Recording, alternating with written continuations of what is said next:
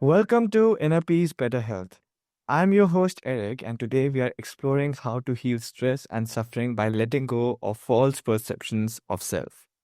Our guest, Dean Graves, is a renowned meditation teacher, mental health counselor, and spiritual guide with over 20 years of experience.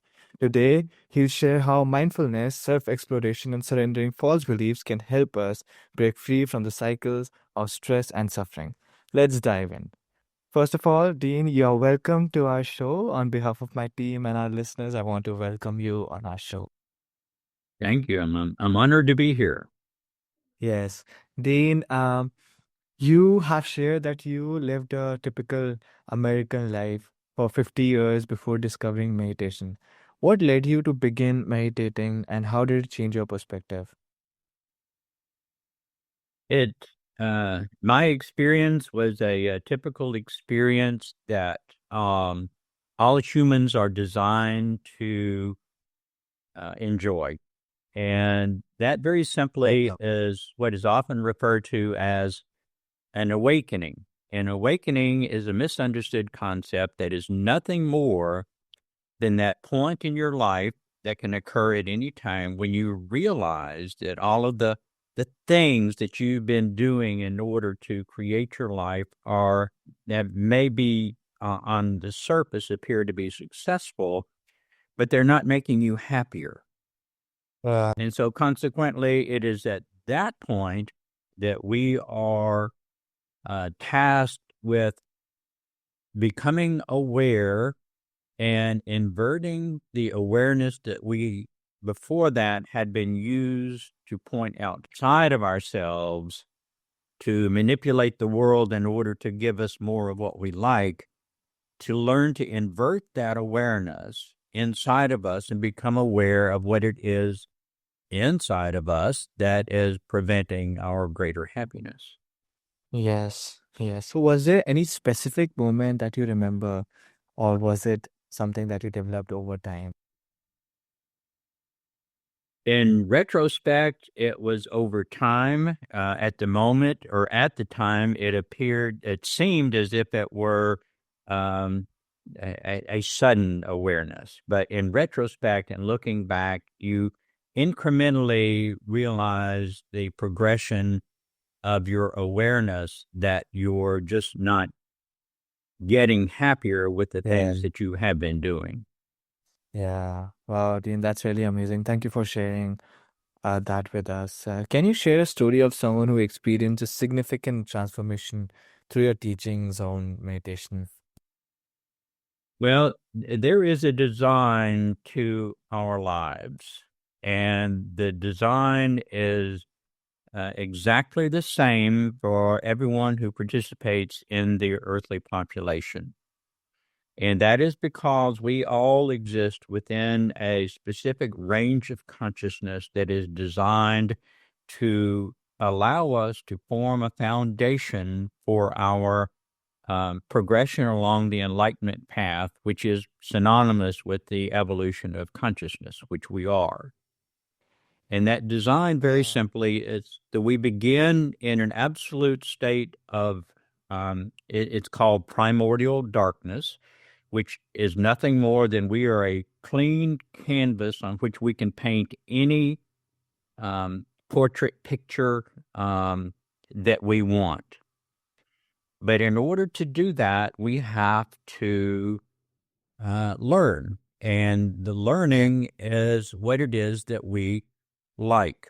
Now, what you Yeah. like may be different from what I like, but that notwithstanding, what we, the process is that we will experience what we don't like until we begin to narrow down what it is that we like. And that is the entire process of our evolution, is to experience through the process of analogy, which is comparison and contrast, the nature of our experiences to continually refine what it is that we like. Yeah. Wow, that's really amazing. That's really amazing, Dean.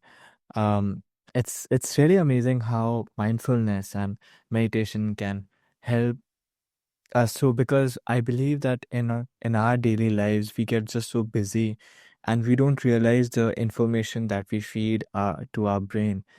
And when we actually realize it, I think one of the shows that earlier I was talking about, how realizing about your shortcomings is the first step of overcoming things. So yeah, I think realizing that okay, your brain is, I think your heart and your brain, they are like the hard drives with a limited capacity, and there's only so much that you can feed. There's only so much that you can feed to your brain and to your heart. And I think meditation is the way that we can actually, do a cleanup drive sort of a thing. So thank you so much for sharing that. Dean, Sure. many people are overwhelmed by stress and don't know where to begin. What's the first step you'd recommend for someone who feels stuck? Well, to begin is uh, invert that awareness and take an inventory of the things that are part of you that you do like, that you do enjoy, and also make a simultaneous inventory of the things about your life that you don't like. And that gives you a starting point, Yeah. a platform, and it allows you to begin to do some awareness um, contemplation. And it is through that that we begin to be able to observe in other people the things that we admire. For example, things that we observe in other people that are generally considered to be desirable traits like morality or ethics or dependability, truthfulness, integrity.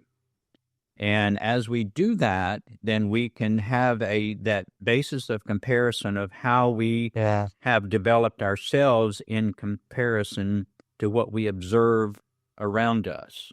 And as we do Mm, that, we automatically begin to mimic those characteristics in other people that we deem to be desirable.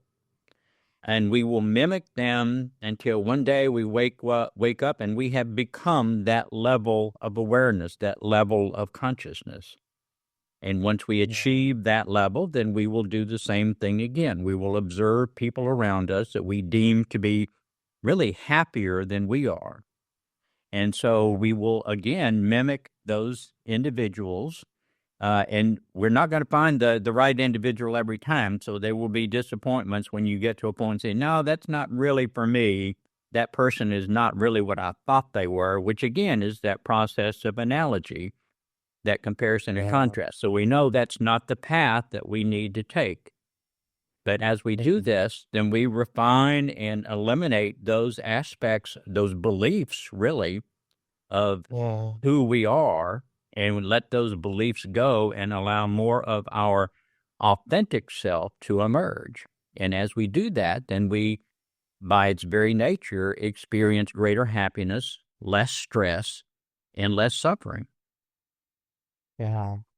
Uh, Now, how does self-awareness gained through meditation affect not only our mental health but also relationships and overall well-being? Well, what is the mind? And when you talk about mental health, you have to understand what the mind is. And uh, greatly summarized, the mind is nothing more than a bundle of beliefs that we have taken upon ourselves that create our perception of self. And most of these we get by osmosis. We get them from our parents, our siblings, our friends. As we mature and become adults, then we take on beliefs that are more, usually more dogmatic, but usually are pervasive Yeah. to larger systems of people. And we begin Yeah. to assess those as to their validity in relation to our authentic self. And as we do that, then we begin to surrender those triggers within us that perpetuate our experience of stress and suffering. Yeah. Wow. Finally, Dean, what's the one message you hope listeners take away from this conversation about healing and self exploration? Well, I'll reiterate the message from two of our greatest spiritual leaders. One, Mahatma Gandhi, that simply said, "Be the change you want to see in the world." Yeah, And yeah, that if you do that, then that requires all of that introspection that we're talking about and the healing that we're talking about. The other is from the Buddha, and the Buddha simply said that you have nothing to gain, but you have lots of stuff to get rid of. And so the yeah, entire process of healing is not gaining anything, it's getting rid of all of these misperceptions of who we are, of our identity, of our hierophant that we create, and allowing more of our authentic self to emerge. yeah. Oh, that's really wonderful, Dean. Thank you so much for such a hopeful message. Dean, thank you so much for sharing your wisdom and insights with us today. Your message is a reminder that healing does not come from fixing ourselves, but from discovering who we truly are and letting go of what no longer serves us. So thank you for your message and our hope. And yeah, it was a delight to have you here. Well, thank you. It was delightful to be here, and I appreciate the opportunity. Yeah. To all our listeners, if stress and suffering have been weighing you down, this is your invitation to pause, explore, and surrender. Even one small step toward mindfulness can open the door to profound change. If you enjoyed this episode, share it with someone who could benefit from Dean's wisdom. And as always, keep striving for your inner peace, better health. Until next time, I'm Eric, signing off.